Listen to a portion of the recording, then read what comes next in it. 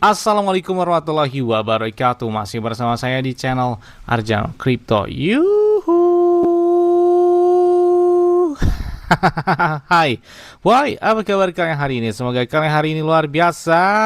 Karena market lagi bearish. Wow. Seperti Bitcoin dan beberapa koin, masih melempem banget ya. Tapi oke lah ya. Bitcoinnya agak sedikit bangkit dibandingkan 2 atau 3 hari yang lalu atau beberapa hari lalu di angka 80.000 dolar. Serem banget ya kalau ngeliat dari Bitcoin dibandingkan di bulan Oktober, awal Oktober ketika tertinggi sepanjang masa di atas 126 ribuan dolar gara-gara informasi tarif impor yang dinaikkan 100% dari Amerika Serikat terhadap Tiongkok, yang mana itu terjadi likuidasi terparah sepanjang sejarah aset kripto ya. Jadi benar-benar luar biasa banget ya. Oke. Kalau ditanya bang, kira-kira pakai exchange luar apa bang? Ya, saya pakai Bitget ya. Kenapa pakai Bitget? Ini berdasarkan pengalaman pribadi saya sejak tahun 2021, artinya sudah 4 tahun saya pakai Bitget ini ya. Kenapa pakai Bitget? Enak aja karena trade-nya juga 0%. Apalagi kalian klik aja di deskripsi video itu. Nah, itu ada tulisan Bitget. Nah, di situ kalian bakal dapat kotak misteri. Kotak misteri ini senilai 20 USDT. Jika dirupiahkan tuh Rp350.000 sampai dengan Rp400.000. Ya, lumayan banget ya. Namanya kotak misteri, jadi dapatnya bisa dapat Bitcoin, Ethereum, XRP, Solana, BNB, PP, Dogecoin dan lain sebagainya. Termasuk altcoin dan memecoin ya. Tidak hanya itu juga, mereka bagi-bagi iPhone 17 Pro Max dan bahkan hingga 6.200 USDT yang bisa kalian dapatkan dari Bitget-nya tersebut. Terus di Bitget gak ada namanya gangguan, tiba-tiba pemeliharaan dan sebagainya. Terus enak dan lancar aja gitu tanpa maintenance atau lama-lama gitu ya. Dan nggak ada gangguan yang membahayakan gitu ya dari Bitget ini ya. Alhamdulillah sih sampai dengan saat ini ya. Oke, seperti biasanya hari ini saya akan memberikan informasi terbaru dan terupdate tentang perkembangan aset kripto, tapi ingat tetap disclaimer dan deal. Yes. Oke, kalau kita lihat di sini Donald Trump atau Presiden Amerika Serikat akan menandatangani perintah eksekutif cadangan Bitcoin hari ini ya. Kita lihat apakah ini bullish buat kripto atau seperti apa. Kita tunggu aja ya. Nah, kemudian juga di sini ada beberapa transaksi yang mana BlackRock kan akhirnya ini banyak banget menjual Bitcoin. Nah, ini mereka baru saja melakukan penyetoran Bitcoin 2.822 Bitcoin atau setara lebih dari 243 juta dolaran. Kemudian ditambah juga 36.283 Ethereum atau lebih dari 101 juta dolar ya. Ini dari Coinbase Prime.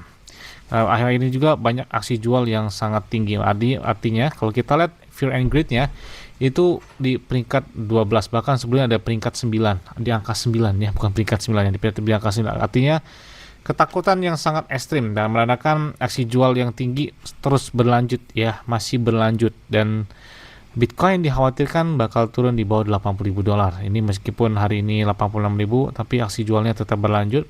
Ya, namanya fluktuasi pasar lah ya. Apakah yang tepat untuk melakukan entry dari Bitcoin? Kalau menurut saya sih tunggu dia setengah harga dari kemarin lah ya. Kemarin kan 126.000, minimal udah di atas 60 ribuan atau 70.000 dolar. Karena kita lihat sih kayaknya bakal konsolidasi di angka 70 hingga 80.000 dolar ya.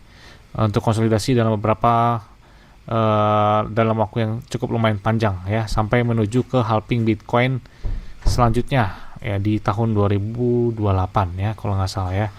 Nah, ini terlihat juga di Coinbase Prime banyak juga informasi hal tersebut terjadi. Nah, ini ada kabar baik ya.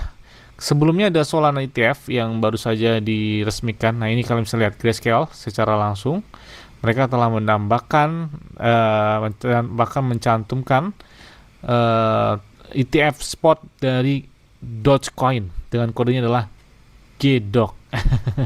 Dan ini gila keren banget ya. Ini memang koin sudah masuk ke ETF spot sama seperti Bitcoin, kemudian Ethereum, dan yang kemarin ada terakhir Solana. Dan hari ini ya, atau di minggu ini Dogecoin. Wah, keren banget nih ya. Apakah next bagi meme coin lain seperti Shiba Inu, PP atau lain sebagainya? Kita tunggu aja ya.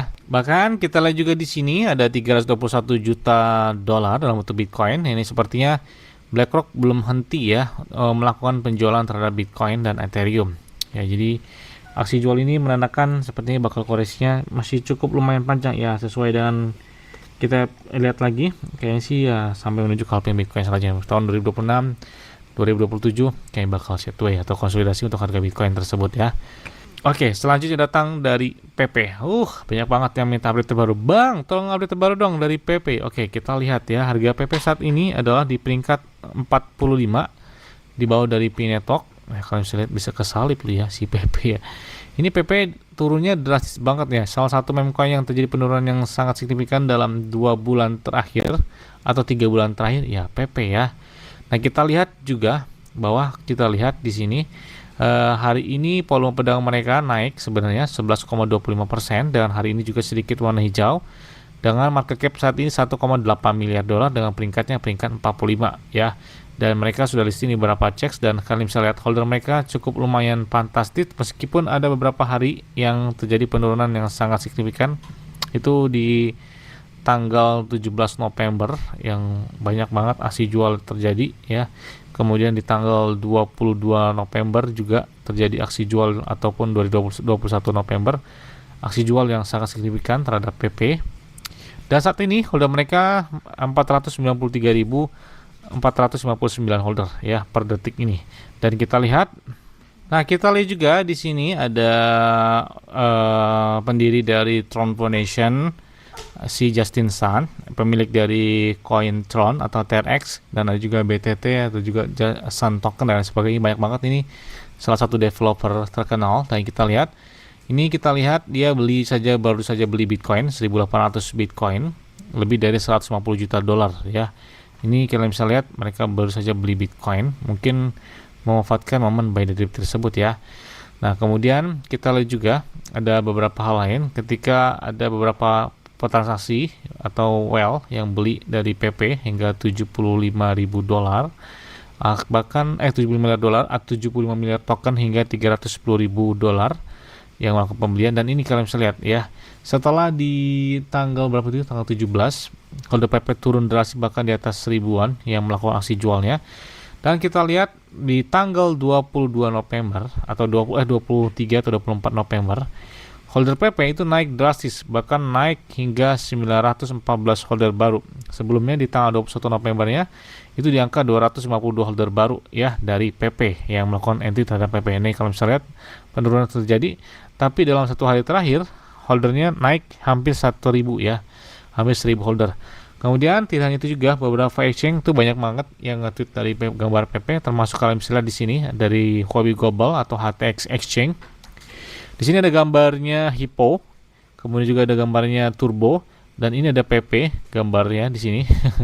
Kemudian juga ada MOG atau Mockcoin, kemudian juga ada Shiba Inu, ada Dogecoin, ada Manyu, dan ada juga Pengu ya. Dan ini dengan logo penguin di dalamnya ya. Kemudian kita lihat juga Huobi Global sepertinya gencar banget nge-tweet gambar PP.